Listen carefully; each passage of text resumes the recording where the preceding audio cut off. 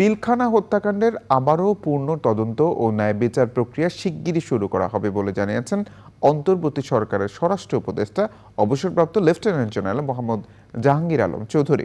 সচিবালয়ে সাংবাদিকদের তিনি বলেন, বর্তমান সরকার জনগণের অধিকার, সুশাসন ও ন্যায় বিচার প্রতিষ্ঠায় বদ্ধপরিকর।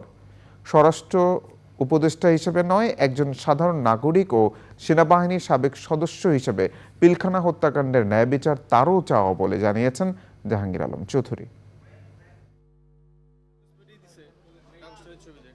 বর্তমান সরকার জনগণের অধিকার, সুশাসন ও ন্যায় বিচার প্রতিষ্ঠায় বদ্ধপরিকর। শুধু স্বরাষ্ট্র উপদেষ্টা হিসাবে নয়, একজন সাধারণ নাগরিক ও সেনাবাহিনীর প্রাক্তন সদস্য হিসাবে আমি বিডিআর হত্যাকাণ্ডের ন্যায় বিচার চাই। সঠিকভাবে এই হত্যাকাণ্ডের পূর্ণ তদন্ত ও ন্যায় বিচার প্রক্রিয়া শীঘ্রই শুরু করা হবে।